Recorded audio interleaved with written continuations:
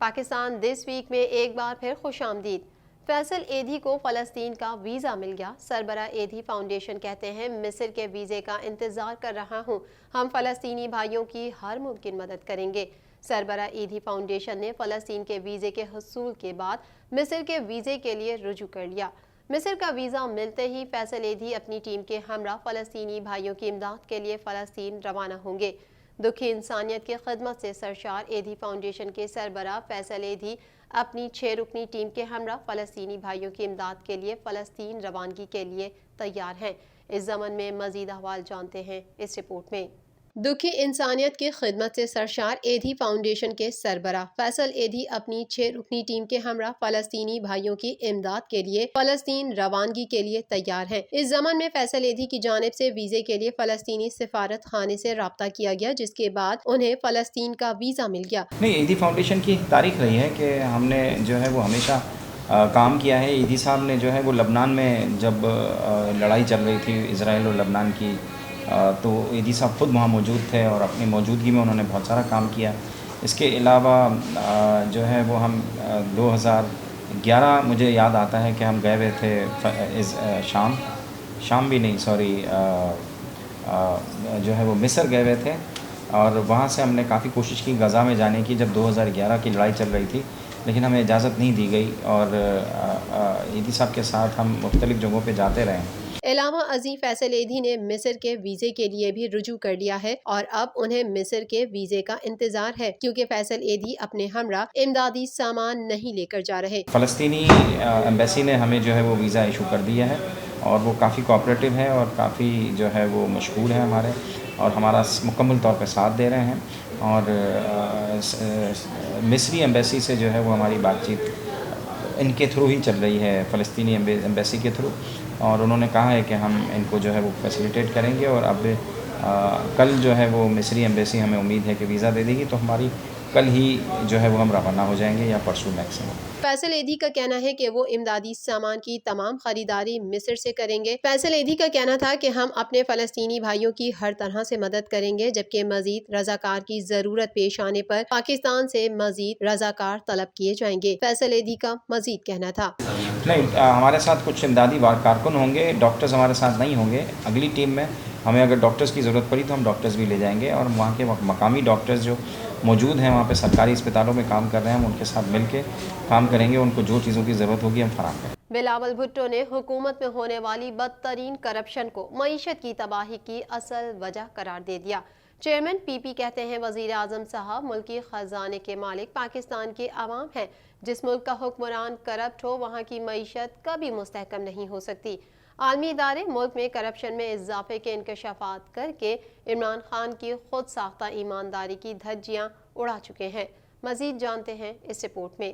Pakistan Peoples party کے chairman Bilawal Bhutto Zardari نے کہا ہے کہ عوام کو مہنگائی کے حوالے کر کے پی ٹی آئی کی اشرافیہ کرپشن کی بہتی گنگا میں ہاتھ دھو رہی ہے۔ معاشی تباہی کے ذمہ دار عمران خان وزیروں اور مشیروں کو قربانی کا بکرا بنا کر اپنی نااہلی اور کرپشن پر پردہ نہیں ڈال سکتے۔ گیس اور بجلی کی مد میں اربوں روپے کا ٹیکس بھی کیا پی ٹی آئی کے وزراء کی کرپشن کی نظر ہو چکا ہے؟ وزیر اعظم صاحب ملکی خزانے کے مالک پاکستان کے عوام ہیں، آپ کو ایک ایک روپے کا حساب دینا ہوگا۔ بلاول بھٹو زرداری نے کہا کہ ٹیکس بڑھا کر ٹیکس ٹارگٹ پورا کرنے کا ڈرامہ کرنے والی پی ٹی آئی کی حکومت دونوں ہاتھوں سے ملک لوٹ رہی ہے۔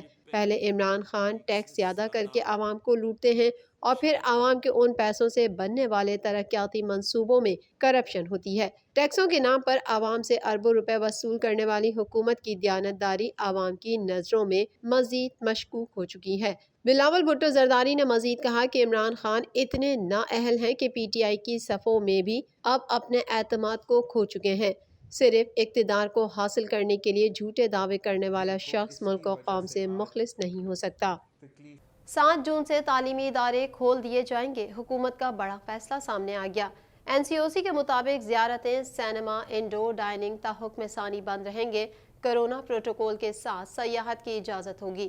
وفاقی وزیر منصوبہ بندی اسد عمر اور لیفٹیننٹ جنرل حمود الزماں کی زیر صدارت این سی او سی کا اجلاس ہوا، جس میں معاون خصوصی برائے صحت، وزیر صحت سندھ اور تمام فیڈریٹنگ یونٹس کے چیف سیکریٹریز کی ویڈیو لنک کے ذریعے شرکت ہوئی۔ مزید تفصیلات اس رپورٹ میں۔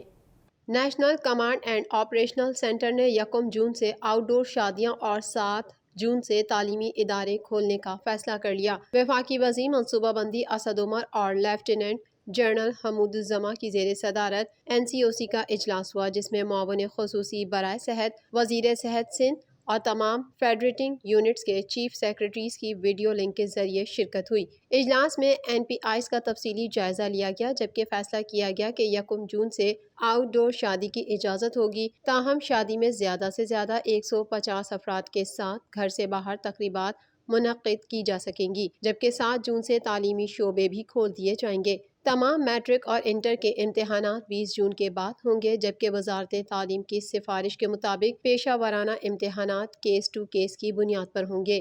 اجلاس میں فیصلہ ہوا کہ کورونا پروٹوکول کے ساتھ سیاحت کی اجازت ہوگی، جبکہ زیارتیں، سینما گھر، انڈور ڈائننگ، انڈور جیمز تاحکم ثانی بند رہیں گے۔ تفریحی پارکس، واکنگ، جاگنگ ٹریکس سخت کورونا SOPs کے ساتھ کھلے رہیں گے۔ رابطے کے کھیلوں، تہواروں، ثقافتی اور دیگر پروگرامز پر مکمل پابندی عائد ہوگی، جبکہ تمام انڈور، آؤٹ ڈور ثقافتی، موسیقی اور مذہبی اجتماعات پر پابندی بھی عائد ہوگی۔ PSL کے بقیہ میچز ابوظہبی میں ہوں گے، حتمی منظوری مل گئی۔ پاکستان کرکٹ بورڈ نے PSL کے بقیہ 20 میچز ابوظہبی میں کرانے کے لیے متحدہ عرب امارات کی حکومت کی طرف سے مکمل منظوری ملنے کی تصدیق کی ہے۔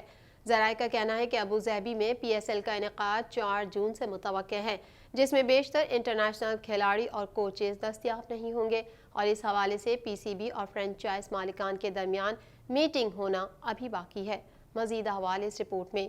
پاکستان کرکٹ بورڈ نے PSL کے بقیہ 20 میچز ابوظہبی میں کرانے کے لیے متحدہ عرب امارات کی حکومت کی طرف سے مکمل منظوری ملنے کی تصدیق کی ہے۔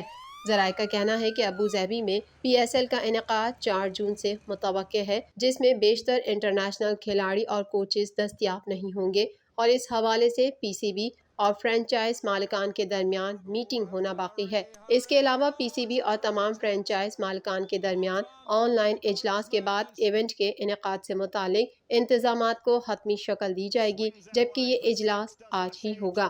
پاکستان کرکٹ بورڈ کے چیف ایگزیکٹو وسیم خان کا کہنا ہے کہ ابوظہبی میں ایونٹ کے انعقاد کے سلسلے میں حائل تمام رکاوٹیں ختم ہو گئی ہیں، جس پر ہم بہت خوش ہیں اور ایونٹ کے انعقاد کے لیے مکمل طور پر تیار ہیں۔ وسیم خان کا کہنا تھا کہ ہم متحدہ عرب امارات کی حکومت، ان کی national emergency crisis and disaster management authority, cricket board اور ابوظہبی اسپورٹس کونسل کے مشکور ہیں، جنہوں نے ایونٹ کے انعقاد میں حائل رکاوٹوں کو دور کرنے میں ہمارے ساتھ بھرپور تعاون کیا۔ PCB چیف ایگزیکٹو نے مزید کہا کہ PCB ایونٹ کے انعقاد سے متعلق معاملات کو تیزی سے حتمی شکل دینے کے لیے تمام فرنچائز مالکان سے مشاورت کی جائے گی، جس کی مکمل تفصیلات مناسب وقت پر جاری کر دی جائیں گی۔ خیال رہے کہ PSL 6 میں 34 میچز کھیلے جانے تھے اور ابتدائی 14 میچز پاکستان میں کھیلے جا چکے ہیں۔ ایونٹ میں شریک کھلاڑیوں میں کرونا کیسز سامنے آنے کے بعد ایونٹ ملتوی کر دیا گیا تھا۔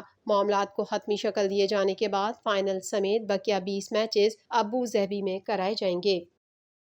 کاروباری دنیا سے بھی خبر شامل کر لیتے ہیں۔ میرا ہمیشہ سے اعتقاد رہا ہے سمندر پار پاکستانی ہمارا عظیم ترین اثاثہ ہیں۔ وزیر اعظم عمران خان نے ترسیلات زر تاریخ کی بلند ترین سطح پر پہنچنے پر بیرون ملک مقیم پاکستانیوں کا شکریہ ادا کیا۔